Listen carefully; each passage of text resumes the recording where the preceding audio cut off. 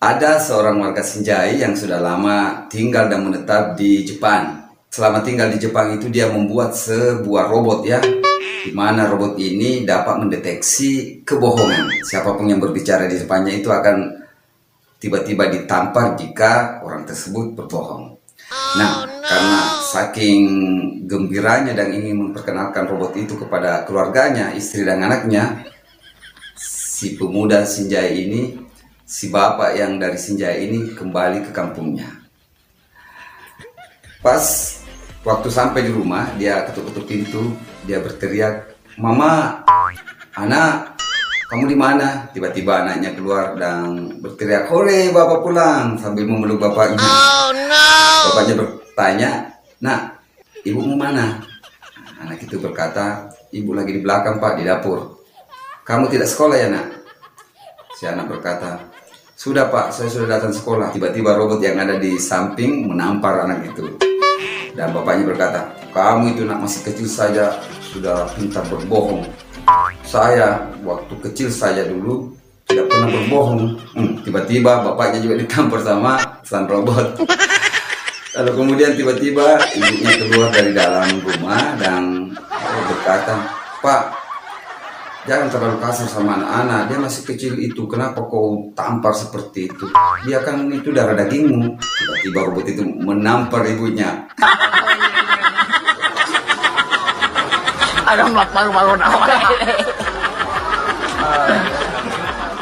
Ada bapak-bapak yang lagi mengantri mengambil makanan di acara hajatannya, yaitu pesta perkawinan. Bapak-bapak itu lama mengantri, lama mengaduk-aduk sup kondro yang ada di depannya. Kemudian di belakangnya itu banyak ibu-ibu yang sudah mulai kesal karena bapak ini terlalu lama ya mengaduk-aduk dengan nada yang kasar, yang marah.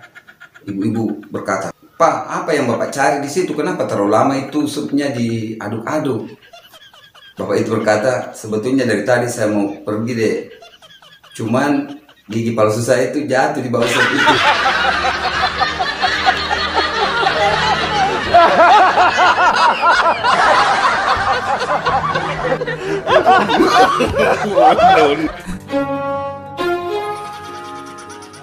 Seorang bapak yang mengendarai motor dengan membonceng beberapa ekor ayam akan mengantarkan ayam tersebut ke alamat pembeli.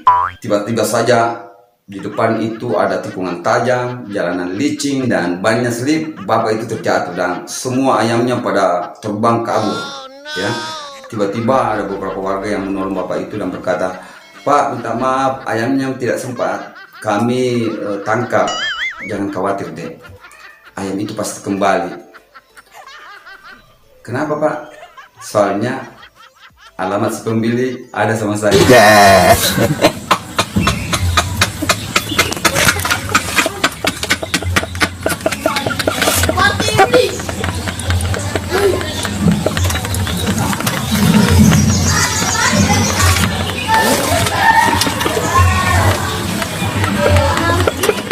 Orang pemuda masuk ke UGD karena terjadi kecelakaan lalu lintas dan terjadi benturan di kepala sampai pemuda itu hilang kesadarannya. Setelah diperiksa, dokter itu berkata kepada bapaknya, "Pak, keadaan umum anak bapak itu jelek." Tapi bapak itu berkata, "Iya dok, di antara 3 anak saya, memang dia yang paling jelek dok."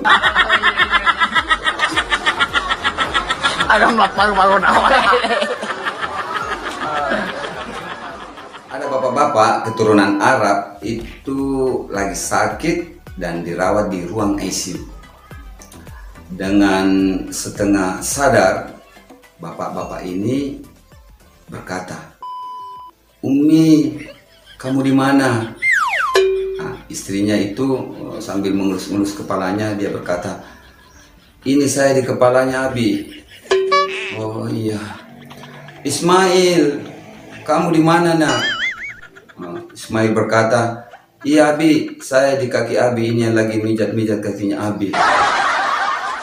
Dan kemudian bapaknya berkata, Husen, kamu di mana nak?" Husen itu sambil memijat tangannya, "Ini Abi, saya di tangannya Abi yang lagi mijat." Tiba-tiba si Abi itu terbangun dan berkata, Siapa yang jaga toko? Yes.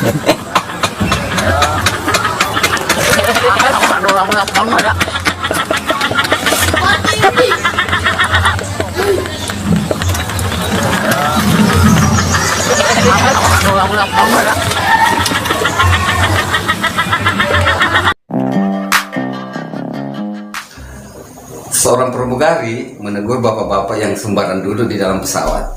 Maaf pak, kursi ini sudah ada yang punya. Kamu siapa dek? Berani menegur saya? Saya pramugari pesawat ini pak. Pramugari itu apa? Pramugari itu orang yang membantu para penumpang pak. Wah, kamu itu pembantu saja berani menegur saya. Kau tidak tahu siapa saya? Pergi sana. Sebelum saya marah. Akhirnya pramugari itu pergi meninggalkan bapak-bapak itu dan mengadu ke sang pilot. Tidak lama kemudian sang pilot datang dengan gaya sedikit berwibawa menghampiri bapak-bapak tersebut. Permisi pak, kursi ini sudah ada yang punya pak. Kamu siapa lagi berani menegur saya? Kau tidak tahu saya? Saya pilot pesawat ini pak. Apa itu pilot? Pilot itu yang menerbangkan pesawat ini ya? Oh, so pergi lagi. Kau berani menegur saya ya? Kau tidak tahu siapa saya? Sekarang kau pergi dari sini. Saya marah. Akhirnya suasana di dalam kabin pesawat itu menjadi hening, sunyi, tidak ada yang berani menegur bapak-bapak tersebut. Lalu kemudian tiba-tiba ada pemuda yang berdiri dari tempat duduknya dan menghampiri bapak-bapak itu dan membisikkan di telinganya. Spontan bapak-bapak itu berdiri dan langsung pindah ke belakang dan semua penumpang itu tepuk tangan. Wow. Sang pilot merasa heran apa gerangan yang dibisikkan pemuda ini sampai bapak-bapak itu langsung pindah ke belakang. Jadi sang pilot itu bertanya kepada sang pemuda, Mas, apa yang kau bisikkan sama bapak-bapak itu sehingga dia langsung pindah tanpa bicara apapun? Saya cuma bertanya, Bapak mau kemana? Dia bilang, saya mau ke Jakarta. Lah, kursi yang Bapak duduk itu tujuannya Balikpapan, Pak.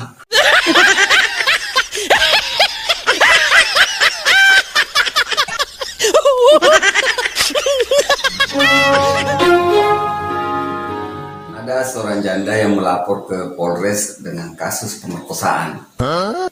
Pada saat diperiksa, Pak Polisi bertanya, Ibu kenapa? Saya diperkosa Pak. Siapa yang perkosa Ibu? Terus, tetangga saya Pak, ada seorang duda. Kapan kejadiannya Bu? Tadi malam Pak, sekitar jam 12. Coba Ibu ceritakan bagaimana kronologisnya. Begini Pak, setelah saya mandi, dia peluk saya dari belakang Pak. Kemudian mulut saya ditutup dan kemudian dia mengangkat saya ke atas tempat tidur Pak.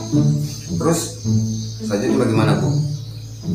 Dia membaringkan saya Pak. Kemudian dia mengangkat kaki saya satu kaki saya Pak. Lalu kaki ini Bu, gimana? Saya nggak sendiri Pak. Karena tidak enak pergi rumah sakit. Yes.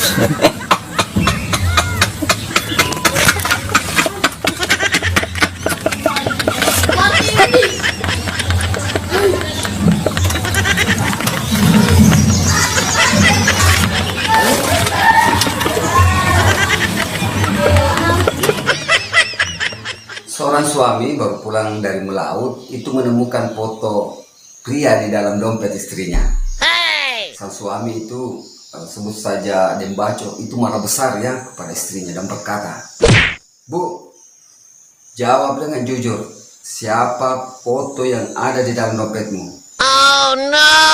Istri mengatakan, maaf Pak, itu bukan foto siapa-siapa.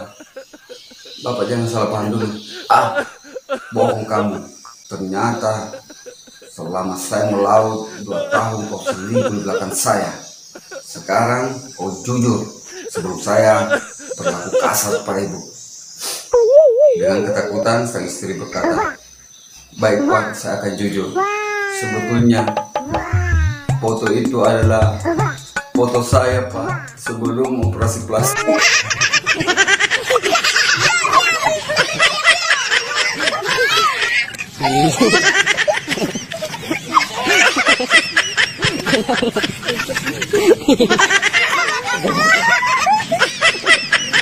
Halo, halo, assalamualaikum. Waalaikumsalam. Dengan penjaga bioskop ini, ya betul sekali. Maaf kalau boleh tahu, kalau boleh saya tahu, saya bicara dengan bapak siapa ya? Saya Dem Baco. Saya mau bertanya Mbak, jam berapa buka bioskop hari ini? Oh, setiap hari bioskopnya buka jam 10 Pak. Begini Mbak, bisa buka jam 7? Oh maaf Pak, tidak bisa karena ini sudah ketentuan. Setiap harinya buka jam 10. Oke lah kalau begitu Mbak. 1 jam kemudian dia baca ini menelpon lagi. Halo, dengan penjaga bioskop? Ya, betul sekali. Dan bisa saya bantu Pak? Saya mau bertanya Mbak, bisa tidak bioskopnya dibuka jam 8? Maaf Pak, tidak bisa. Kan saya sudah bilang tadi, bukanya jam 10. Namanya Bapak mau nonton film apa sih? Kok memaksa sekali untuk buka lebih awal? Siapa yang mau nonton Mbak? Saya mau keluar ini Mbak.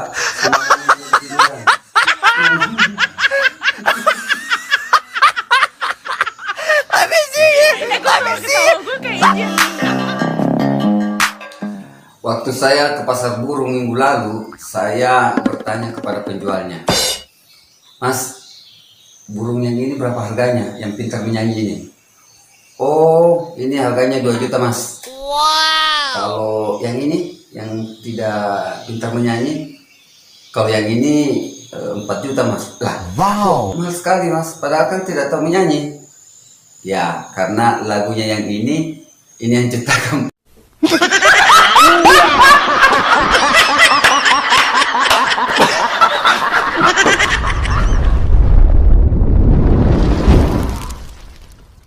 Seorang anak kedapatan mencuri mangga oleh tetangganya. Hei, ini orang yang sering mencuri mangga saya ya, kurang ajar kok. Turun! Tidak mau turun? Ampun Pak, ampun Pak, ampun, minta maaf Pak. Ternyata kamu yang sering mencuri mangga saya ya? Ngajar ini anak. Astaga, ternyata kamu anaknya Dem Baco ya? Iya Pak, kurang ngajar ini anak. Bapakmu itu tidak seperti itu orangnya ya. Dia orang baik, juga membantu orang. Kenapa bisa kau mencuri seperti ini? Sini, saya bawa kamu ke orang tuamu. Maaf Pak, maaf Pak. Bapak saya ada juga di atas Pak.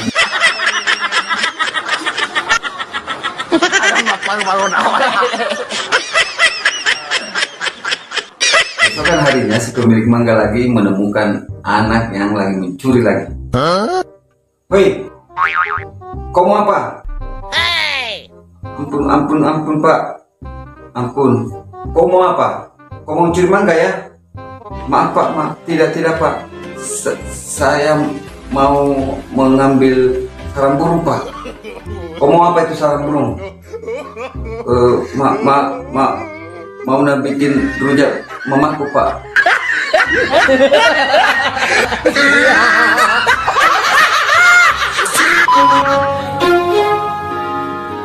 Iwan menegur si Udin. Din, kau mau salat tarawih ya? Iya Wan. Tumben, gak nyolong lagi. Kurang ajar kamu Wan. Dia kan bukan belum puasa, saya sudah tampar kau punya mulut. Maaf Din, lagi bercanda. Terus itu sendal kamu kok ditenteng? Iya Wan. Semalam sendal yang saya ambil itu kekecilan, jadi saya mau tukar. Dasar maling kamu Din.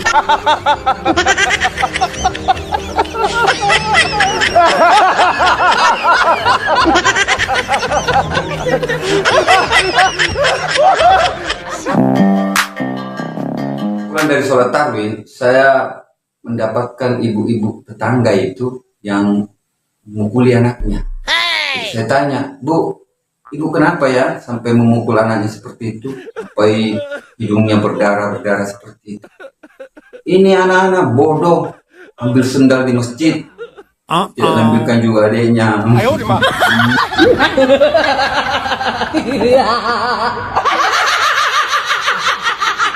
Ada tetangga yang mengadakan buka puasa bersama.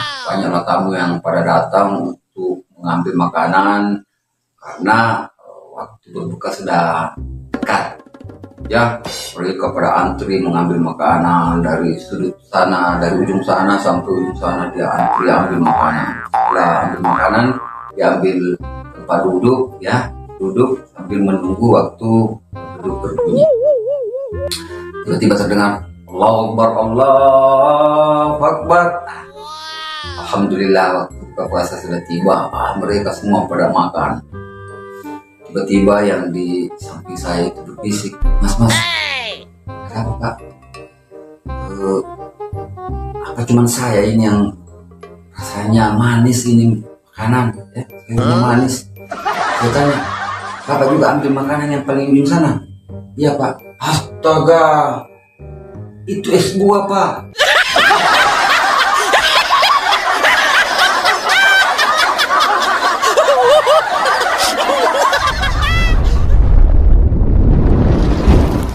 Dokter yang baru masuk kerja di awal Ramadan, di depan ruang pemeriksaan dia ditegur sama stafnya. Selamat pagi dok. Pagi. Gimana kabar puasanya hari ini dok? Masih kuat kan? Iya dong, masih kuat secara dokter gitu loh. Alhamdulillah kalau begitu. Lalu kemudian dokternya masuk ke dalam di ruang pemeriksaan sambil mempersiapkan segala sesuatunya. Dan tidak lama kemudian dokternya keluar dengan membawa gelas minuman. Hei, anak-anak, siapa yang menyimpan teh panas di meja saya? Emang saya coba apaan? Kurang ajar sekali nih anak ini semua. Tidak ada sopan-sopannya. Baru tidak manis lagi tehnya.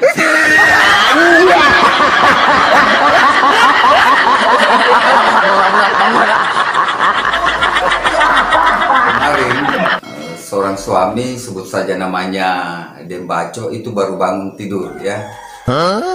Karena dia mendengar suara azan dari masjid. Allahu Akbar, Allahu Akbar. Dia tiba-tiba terbangun dan bertanya kepada istrinya, Mama, itu azan maghrib ya? Istrinya berkata, bukan Pak, itu azan duhur. Masya Allah, suaranya mirip sekali dengan azan maghrib ya. Dasar ini bapak, bilang aja kalau mau puasa setengah Pak.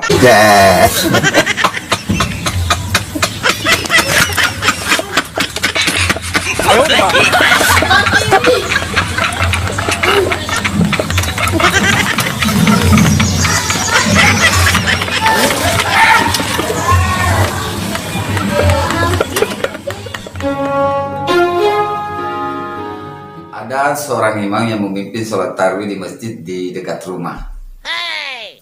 Pada rakaat pertama dia membaca surah Al-Fatihah yang dilanjutkan dengan surah Al-Kafirun.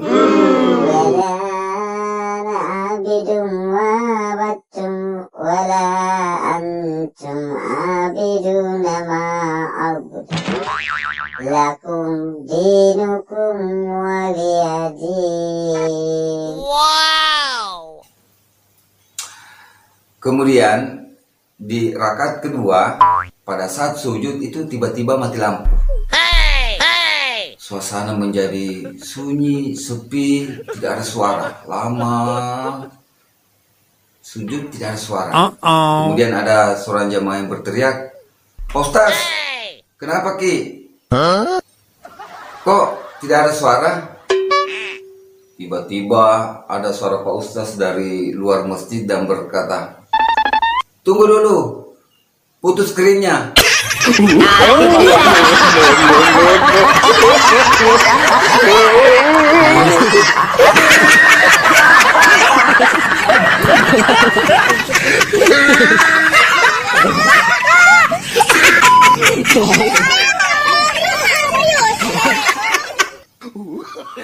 Ternyata Pak Ustaz itu pegawai PLN, lagi memperbaiki listrik masjid. Ada pengalaman seorang ustaz yang pertama kali akan membawakan ceramah di sebuah masjid di salah satu desa yang ada di pedalaman atau kepulauan terpencil, di mana di desa tersebut belum ada listrik PLN. Waktu pertama dia naik di mimbar itu kelihatan sekali bahwa dia itu tampak grogi, malu, stres, gemetar, ya. Itu kelihatan sekali dari mimiknya. Dia mengingat pesan gurunya. Gurunya pernah berkata, kalau suatu saat nanti kamu membawakan ceramah, itu jangan sekali-sekali kau lihat atau kau pandang matanya jemaah sepertinya. Jangan kau lihat, jangan kau pandang matanya, karena itu bisa membuatmu grogi, stres. Kau melihat ke depan saja seperti ini, atau melihat ke atas seperti ini sambil berceramah. Maka tidak lama kemudian dia mulailah membawakan ceramah agama di atas mimbar. Assalamualaikum warahmatullahi wabarakatuh. Waalaikumsalam warahmatullahi wabarakatuh, teriak para jemaah. Kaum muslimin dan muslimat yang sama berbahagia. Berbahagia. Pada kesempatan ini, izinkan kami menyampaikan satu firman Allah Subhanahu wa Ta'ala yang berbunyi, A'udzubillahi minasyaitonirrajim. Bismillahirrahmanirrahim. Ya ayyuhallazina amanu kutiba alaikumussyam. Kama kutiba alal ladzina min qablikum. La'allakum tattaqun. Shadaqallahul azim. Wah, setelah itu ceramahnya semakin panjang, dan karena asyiknya dia ceramah sampai dia tidak tahu kalau jemaahnya pada pulang semua. Waktu dia menelepon, jemaah, pada kemana semua ini jemaah? Kok tidak ada? Tiba-tiba ada seorang jemaah yang pas di depannya Ustaz berteriak, mereka sudah pada pulang Pak Ustaz. Lalu kamu kok tidak pulang? Pak Ustaz, saya tunggu lampu strokin saya Pak Ustaz.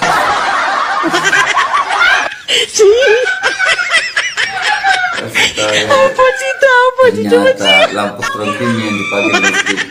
Masya Allah.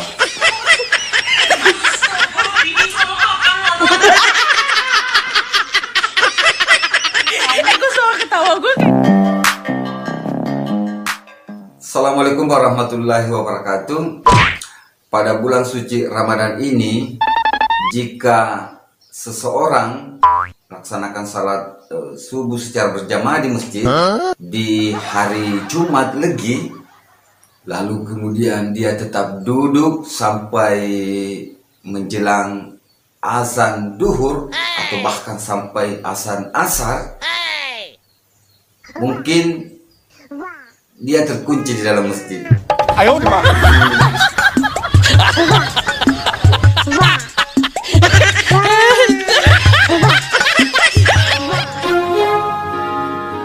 kemarin sore itu saya pergi ngabuburit dengan mengendarai motor untuk mencari takjil, kue kesukaan saya. Tidak lama kemudian saya melihat seorang perempuan Porbaya itu menjual kue di seberang jalan sana di depan masjid. Lalu saya singgah sejenak dan mencari kue kesukaan saya. Assalamualaikum Bu. Waalaikumsalam. Adakah kue jika ditarik meledak? Kue apa itu Pak? Taripan. Oh iya Pak. Ada Pak. Kalau begitu bungkus 20.000 ya Bu. Oke, siap. Ngomong-ngomong, by the way, kok kok ibu menjual sendiri? Mana? Oh no. Apa tidak punya anak? Manin ibu? Punya pak, tapi mereka semua sibuk kerja. Oh no. Emang mereka kerjanya apa bu? Yang pertama pak, dia kerja di Polres. Kemudian yang kedua atau yang di tengah itu dia kerjanya di Kejaksaan, dan yang bungsu, yang terakhir, dia kerja di DPR bu. Masya Allah, saya salut ibu. Ibu hebat, ibu mempunyai 3 anak yang sukses. Wow. Lalu kemudian mereka di sana kerjanya apa ya bu?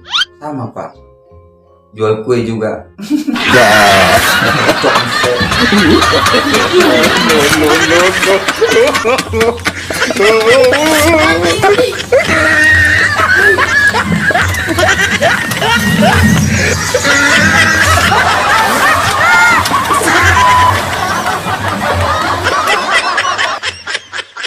Ada seorang ustaz yang ceramah agama di hari Jumat di sebuah masjid.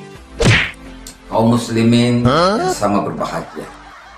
Di bulan suci Ramadan ini kita wajib meningkatkan ibadah kita seperti berpuasa, melaksanakan salat tarawih di malam hari, kemudian memperbanyak bacaan Al-Quran kita, memperbanyak sedekah, dan di akhir bulan Ramadan nanti kita semua akan mengeluarkan zakat fitrah. Dan barang siapa di bulan suci Ramadan ini yang tidak berpuasa selama 1 minggu berturut-turut, tiba-tiba ada seorang pemuda yang lewat di samping masjid yang tampaknya dia mabuk dan berteriak, "Jadi Ustaz, bagaimana kalau tidak berpuasa selama 1 minggu berturut-turut?" Ustaznya ketakutan dan menjawab, "Tujukan lana."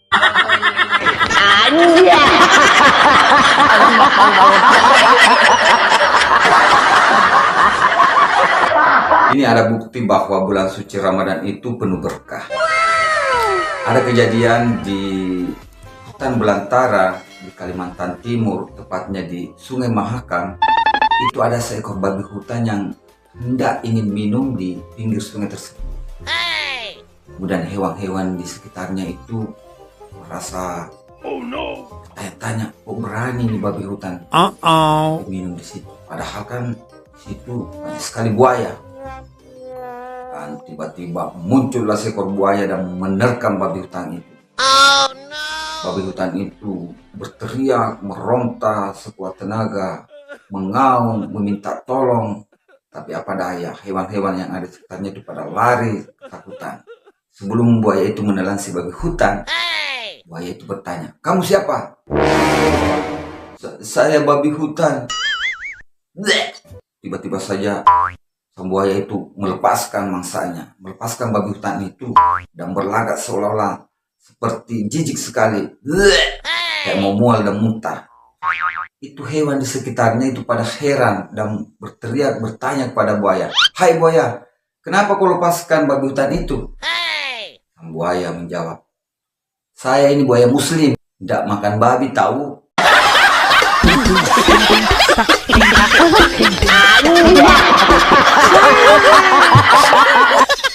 Ada seorang bapak yang mengirim surat kepada anaknya di dalam penjara di Nusa Kambangan dengan tuduhan separatisme dan terorisme. Begini bunyi suratnya. "Wahai anakku tercinta, saat ini sudah musim tanam jagung. Bapak ini sudah tua, tidak bisa mencangkul lagi. Sedangkan kamu di penjara. Siapalah yang akan membantu bapak, nak?" 1 minggu kemudian, si anak membalas surat. "Bapak jangan mencangkul di kebun itu ya. Soalnya saya sudah tanam senjata di situ, Pak." Oh no. Ternyata surat anaknya ini disensor oleh pihak hutan. Maka keesokan harinya datanglah 1 peleton tentara bersama Brimob, Densus 88, OPP mendatangi kebun bapak tersebut dan mencangkul semuanya untuk mencari senjata tersebut. Setelah itu mereka pergi. Lalu kemudian sang bapak itu mengirim surat lagi, bunyinya seperti ini. "Mereka sudah pada pergi, nak, dan tidak menemukan apa-apa. Sekarang apa yang Bapak mesti lakukan? Si anak menjawab, Bapak tanam jagung aja, kan sudah dicangkul.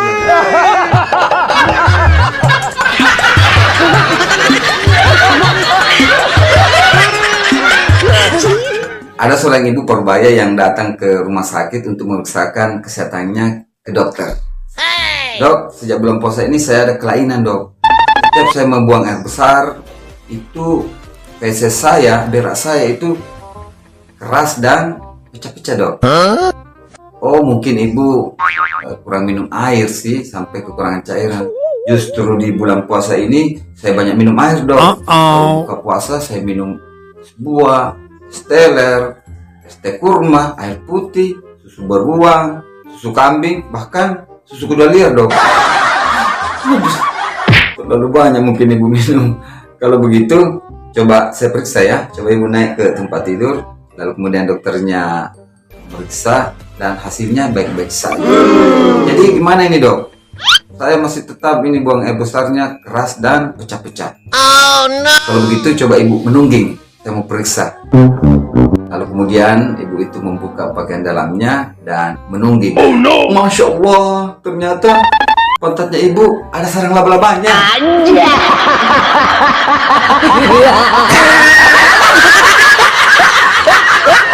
Si Udin sejak bulan puasa ini dia malas ke sekolah. Lalu tiba-tiba saja ada gurunya datang untuk mengecek keadaan si Udin. Kemudian neneknya dari dalam rumah mengintip. Wah, ternyata guru si Udin datang. Din, ayo Din, cepat kamu sembunyi. Itu gurumu datang. Lalu kemudian si Udin lari ke belakang untuk bersembunyi. Tidak lama kemudian, si Udin datang menghampiri neneknya. Nek, nenek yang sembunyi. Lah, kok nenek yang sembunyi? Kamu kan yang tidak sekolah. Iya, Nek, karena alasan saya mati nenekku.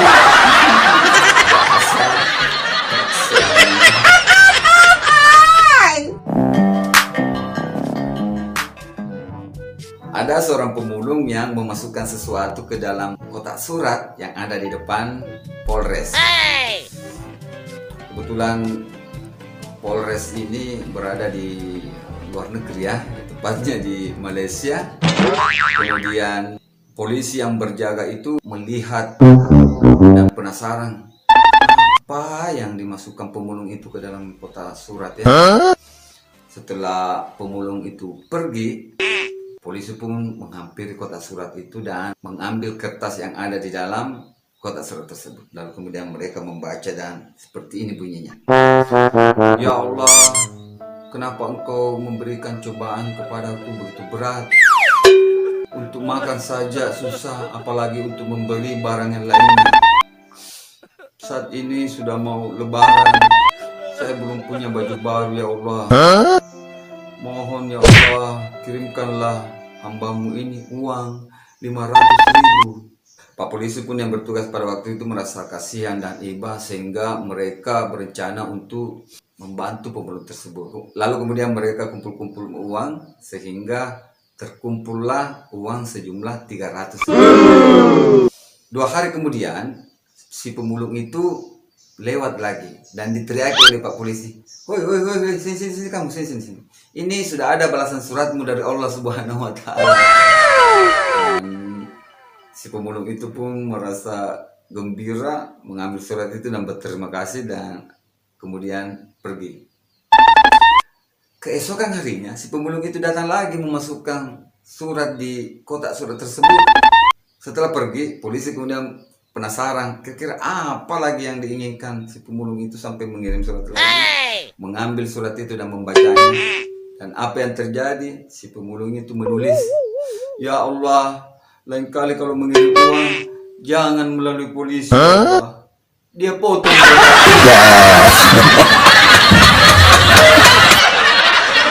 Tadi pagi setelah salat subuh ada kejadian tabrak lari. Makanya di bulan Ramadan ini setelah salat subuh anak muda itu jangan selalu balap-balapan sehingga terjadilah seperti ini.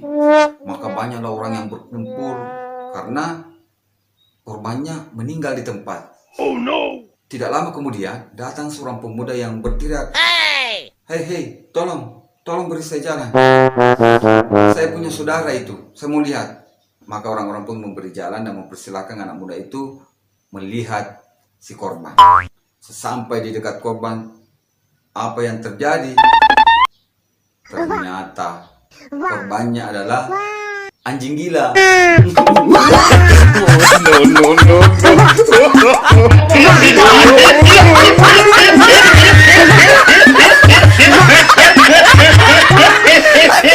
Hadiah rumah mewah seharga 1 miliar itu ditolak. Begini ceritanya.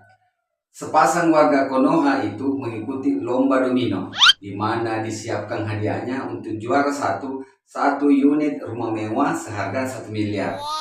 Juara dua unit Toyota Avanza seharga 500 juta rupiah. Wow. Kemudian juara ketiga 2 unit motor Yamaha X-Max seharga 100 juta rupiah. Kemudian ada disiapkan hadiah hiburan yaitu 2 orang janda yang mati surat-suratnya. Kemudian setelah pertandingan itu juara 2, juara 3, setelah pertandingan itu juara 2, juara 3 itu sudah mengambil hadiahnya lalu mereka pergi. Tetapi yang juara 1 itu menolak hadiah 1 rumah mewah seharga 1 miliar tersebut. Jadi orang-orang di sekitar itu pada heran, tanya-tanya, kenapa sang juara 1 ini tidak mau menerima hadiahnya? Setelah dicek, pantasan dia tidak mau terima rumah tersebut. Ternyata rumah tahanan. Itu apa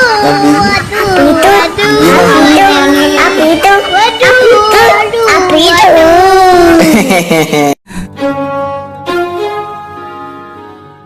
Si Inem menemukan kondom di kamar majikannya. Lalu dia mengadu kepada nyonya besar. Nyonya, saya menemukan ini di kamar tuan. Itu namanya kondom, Nem, yang sering dipakai orang suami istri. Emang di kampung kamu tidak ada seperti itu? Maaf Nyonya, belum ada orang di kampung saya yang berhubungan suami istri sampai kulitnya terkelupas seperti itu.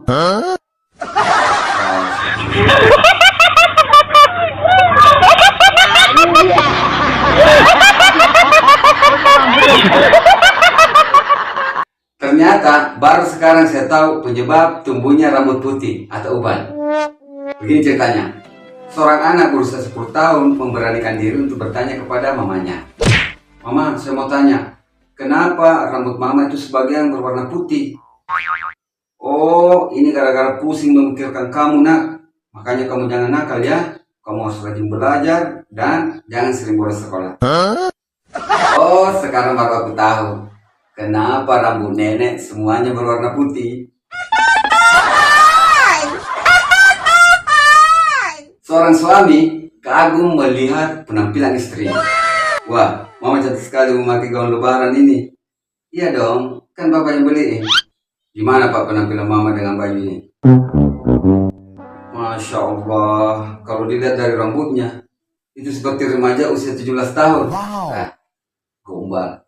Terus pak, subhanallah, kalau dilihat dari wajahnya, seperti remaja berusia 20 tahun.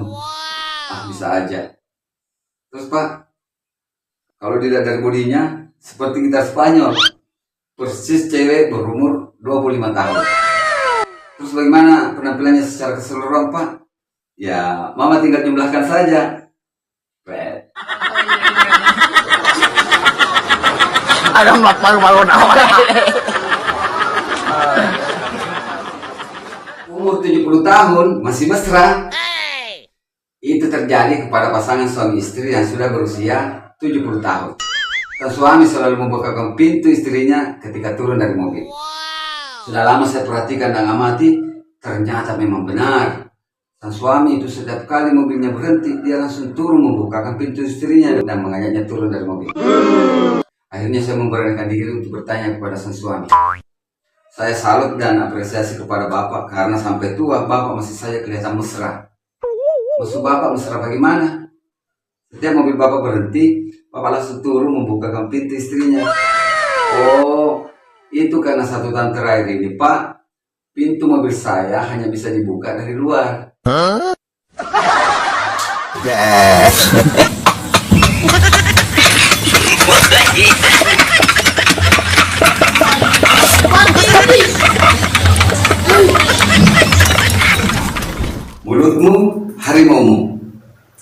Sepertinya peribahasa ini cocok disematkan pada suami di video ini.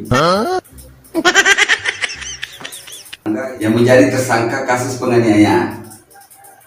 Kenapa ibu memukul suaminya dengan benda keras di kepala sampai benjol seperti itu? Saya jengkel, Pak. Jengkel kenapa, Bu? Semalam suami saya itu memeluk saya, Pak. Lalu dia berbisik di telinga saya, "Wulan, aku sayang kamu."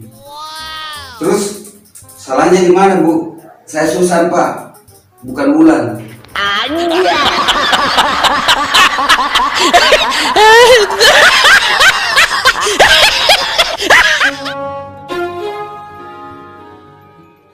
Sungguh sadis pelaku pembunuhan wanita muda ini. Setelah dia membunuh, biasanya dia tinggalkan begitu saja di tengah jalan. Datanglah beberapa polisi memasang polisi lain untuk melakukan olah TKP. Banyak warga yang datang untuk menyaksikan korban tersebut yang katanya hanya menggunakan pakaian dalam. Tidak lama kemudian, datanglah seorang wartawan untuk meliput berita tersebut. Tetapi karena banyak sekali orang, dia susah menembus keramaian itu. Lalu dia berbisik kepada salah satu warga, "Pak, apa motifnya, Pak?"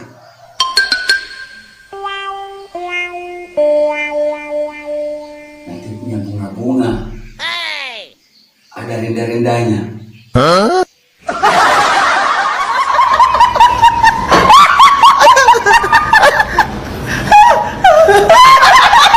Tiga orang pemuda berbahaya bertemu. Di suatu pelabuhan, tampak tiga orang pemuda bertemu sambil menunggu kapal berangkat. Jika dilihat dari penampilannya, sepertinya mereka itu berasal dari daerah yang berbeda. Tidak lama kemudian mereka saling kenal. Yang dari Maluku memperkenalkan diri. "Perkenalkan kawan, Bakar Besi dari Ambon." Wah, yang lainnya pada heran. Bah, mungkin ini orang hebatnya dari Ambon. Lalu orang Sumatera itu pun tidak mau kalah. "Perkenalkan, Batu Bara dari Medan." Lalu kemudian yang ketiga itu, yang dari Sulawesi Utara itu bingung. "Apa andalan saya dari kampung?" Lalu dia mengatakan, "Air mandi dari Manado." Ada malu-malu awal. Seorang pemuda yang sekarat di ruang ICU membuat sebuah pengakuan. Begini ceritanya, seorang nelayan yang mengunjungi sahabatnya yang sementara dirawat dan sekarat di ruang ICU. "Gimana kabarmu kawan hari ini?" Sahabatnya pun berkata, "Mumpung kamu datang, sebelum saya meninggal, saya ingin meminta maaf kepada kamu atas kesalahan yang pernah aku lakukan." "Emang kamu salah apa padaku?" "Setahun terakhir ini saya selingkuh sama istrimu apabila kamu sedang melaut." Sudahlah kawan. Saya sudah maafkan kamu. Sekarang tenangkan dirimu dalam menghadapi sakaratul maut. Saya pun kesini sebenarnya ingin minta maaf kepada kamu." "Minta maaf kenapa?" "Sayalah yang telah menaruh racun pada makananmu tadi pagi sehingga kamu begini."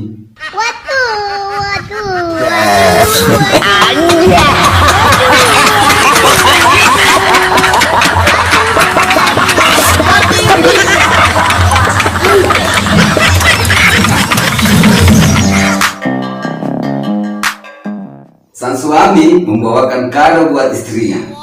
Kira-kira apa isinya? Begini ceritanya. Seorang istri meraih suaminya. "Pak, semalam saya bermimpi." "Mimpi apa?" "Papa datang dalam mimpiku dan membawakan mama kado satu setel perhiasan emas." "Ah, yang benar." "Benar, Pak." "Oh ya? Insya Allah mimpi mama akan terrealisasi sore ini." Dengan wajah sumringah, sang istri langsung memeluk suaminya. Di sore harinya, sang suami pun datang membawakan kado. Langsung istrinya loncat dan mengambil kado tersebut lalu membukanya.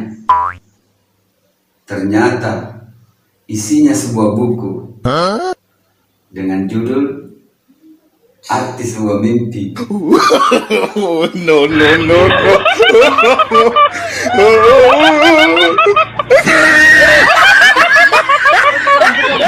Manajer Arsenal itu menikmati liburan sambil berjalan-jalan di alun-alun di kota London. Pada saat dia menikmati liburan tersebut, dia melihat seorang pemuda lagi memasang spanduk. Di spanduk itu tertulis, "Ayo dukung Arsenal sampai kapanpun." Wah, sang manajer merasa takjub melihat apa yang dilakukan pemuda tersebut. Dia pun menghampiri lalu bertanya, Bang, untuk apa kamu masang spanduk tersebut?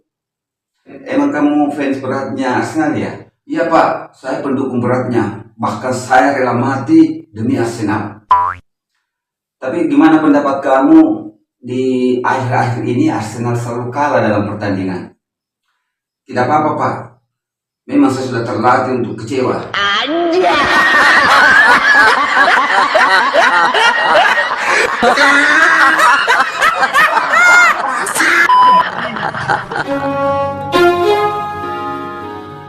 Dan tanggal 21 itu memperingati Hari Kartini. Jadi seorang ibu bertanya kepada anaknya, "Din, tahukah kamu siapa itu Raden Ajeng Kartini?" "Emang dia siapa Bu? Kenapa mesti saya harus tahu?" "Astaga, Din, kamu tidak pernah belajar sejarah ya?" "Saya tadi belajar sejarah Bu, dan kalau saya tidak salah dengar, Bu Guru tadi mengatakan hari ini Hari Kartini, tanggal 21 April. "Iya, jadi kamu belum tahu siapa itu Raden Ajeng Kartini?" "Belum tahu Bu." Astaga, Raden Ajeng Kartini itu adalah pahlawan nasional yang memperjuangkan hak-hak perempuan sampai bisa setara dengan laki-laki. "Oh begitu ya Bu, makanya kamu itu rajin-rajin membaca buku sejarah." "Iya Bu, iya Bu." "Bu, boleh tidak Udin bertanya juga sama Ibu?" "Apa Din yang kamu tanyakan?" "Bu, tahu tidak Bu, siapa itu Ibu Karmila?" "Ibu Karmila siapa? Ibu Karmila yang mana? Apa ada tetangga baru kita namanya Ibu Karmila?" "Bukan Bu." "Makanya Bu, rajin-rajin baca WA-nya Bapak."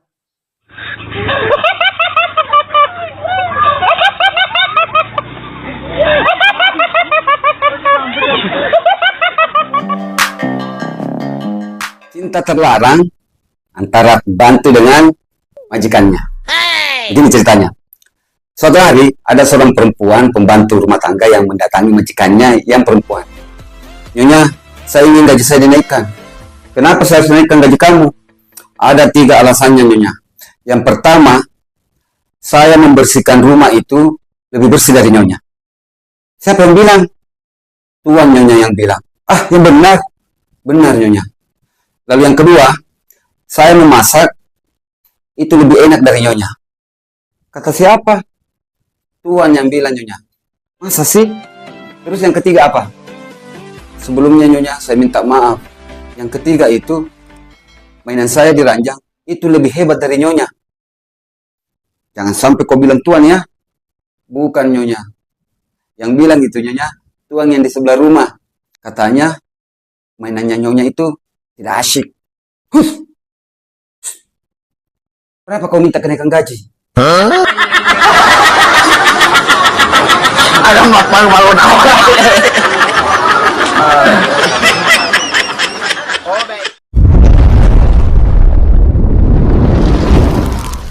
Ada sebuah perusahaan besar di Jakarta membuka lowongan kerja untuk merekrut seorang sekretaris.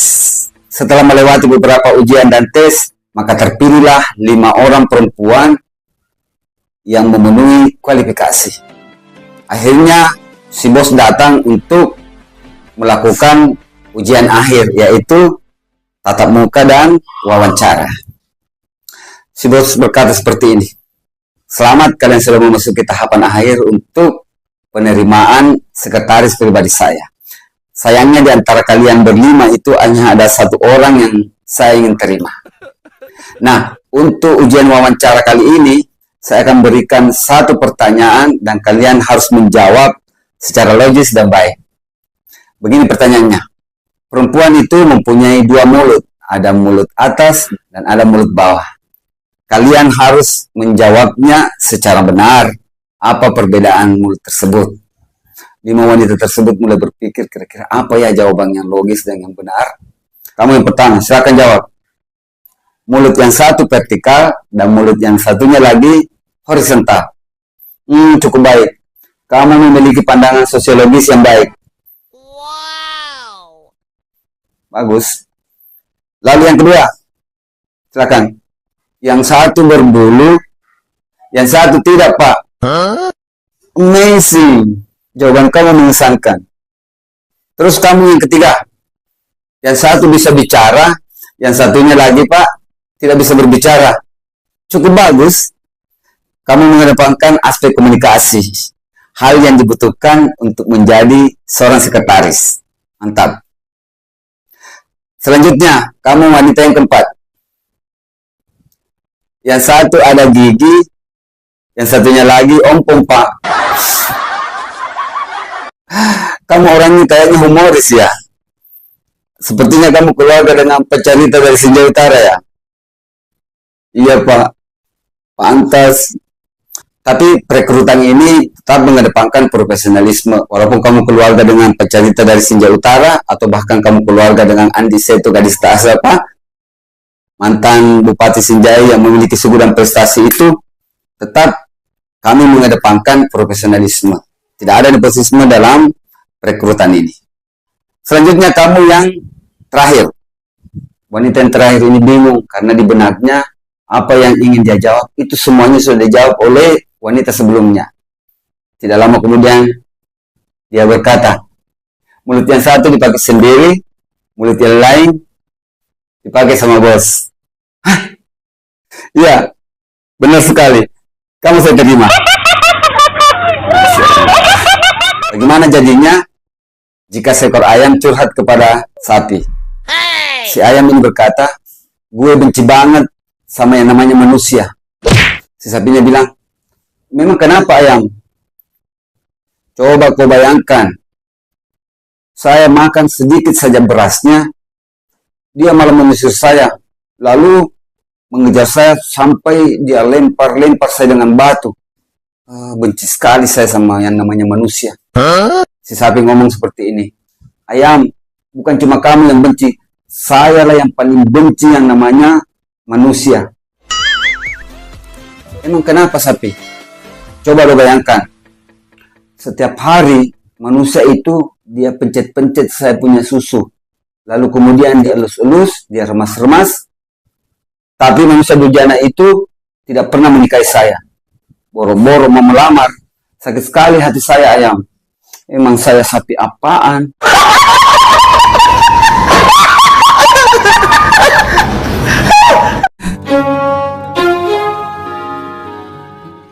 Sungguh malang nasib seorang tukang beca. Bayangkan sendiri, ada seorang tukang beca yang sampai tengah malam, mulai dari sore, dia belum mendapatkan seorang penumpang pun. Akhirnya dia, karena dia merasa sedih dan mungkin sudah merasa capek, jadi dia memutuskan untuk pulang ke rumah. Di perjalanan, tiba-tiba ada seorang perempuan berambut panjang yang berteriak, "Deng, deng!" Dengan perasaan gembira di dalam hati tukang beca itu berkata, wah, ada penumpang ini. Maka tukang beca itu bergegas untuk menghampiri perempuan itu. Akhirnya sang perempuan naik di atas beca. Beca pun mulai berjalan. Di perjalanan, sang tukang beca bertanya, mau kemana, dek? Wanita itu menjawab, jalan aja, Pak. Nanti juga saya beritahu dengan jawaban yang datar. Tidak lama kemudian, sesampai di dekat kuburan, wanita itu berteriak, stop bang, stop bang. Stop bang, stop bang. Beca pun berhenti. Waktu wanita itu mau turun, si tukang beca melihat, ternyata kakinya tidak sampai ke tanah. Akhirnya dengan perasaan takut, menggigil, tukang beca itu berteriak, kuntilanak! Dengan wajah sinis, wanita itu menoleh. Biarin, daripada kamu tukang beca.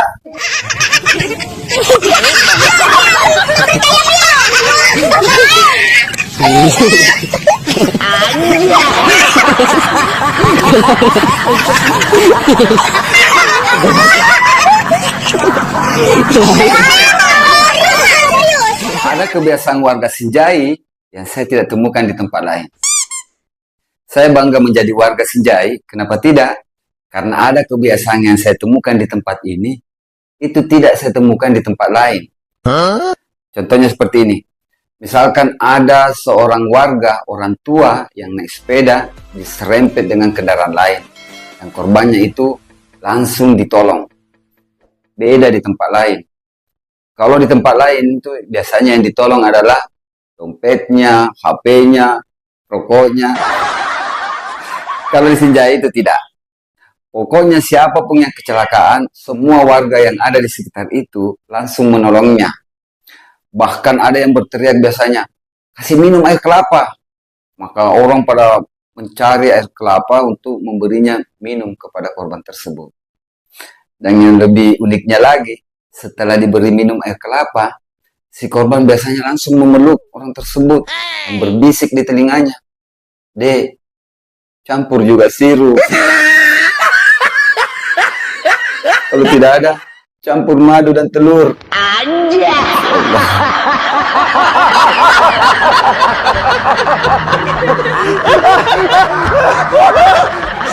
Gosh, great. Ada sebuah cerita yang melegenda di desa ini, yaitu antara seorang wanita cantik dengan batu akik. Seperti ini ceritanya. Suatu hari ada wanita cantik yang sementara mandi di sumur tua yang ada persis di belakang sana, di tengah sawah. Pada saat dia mandi, dia menemukan sebuah cincin batu akik yang terletak di atas sebuah batu besar yang ada di samping sumur tua tersebut. Dia melihat batu ini dan berpikir, siapa kira-kira yang punya batu ini? Lalu dia menoleh kiri, menoleh ke kanan, ke atas dan ke bawah. Siapa tahu yang punya ini jatuh di dalam sumur tua ini. Lalu kemudian dia melihat seorang bapak-bapak yang sementara berjalan di pematang sawah yang ada di sana. Dia berpikir mungkin orang tua itu pemilik batu akik ini. Lalu dia berteriak, Pak, ini cincinnya Pak. Orang tua itu tidak mendengar. Kenapa dek? Cincinnya Pak, ini cincinnya. Cincinnya Pak, ini cincinnya, Bapak lupa. Maaf dek, saya tidak dengar. Cincin Pak, cincinnya, ini cincinnya. Oh maaf dek, saya sudah tua. Pinggang saya sudah sakit. Kau cari saja anak muda. Dasar. Ngeres.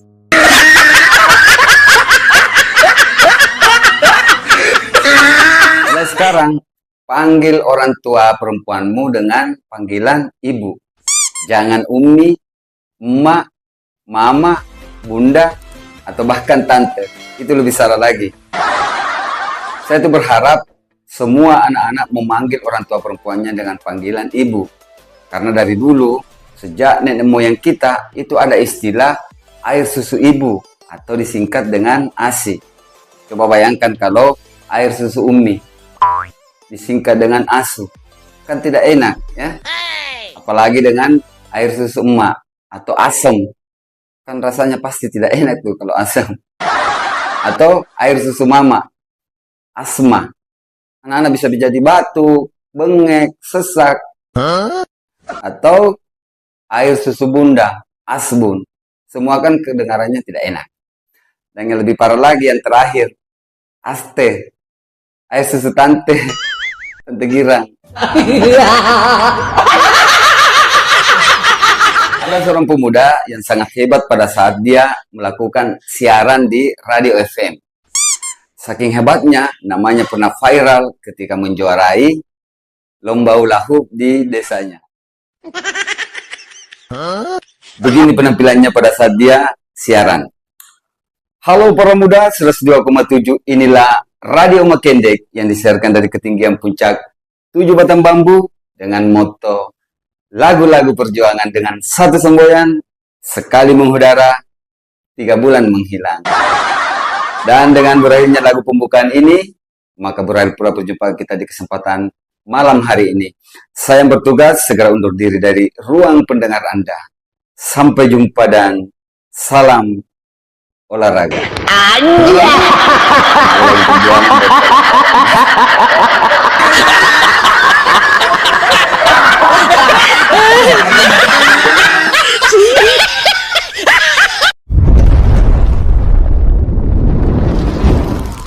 Ada seorang ibu di dermaga berteriak histeris karena melihat anaknya terjatuh ke dalam laut. Kira-kira apa yang terjadi? Saksikan hanya di Pacarita dari Sinjai Utara. Sampai jumpa dan Assalamualaikum warahmatullahi wabarakatuh.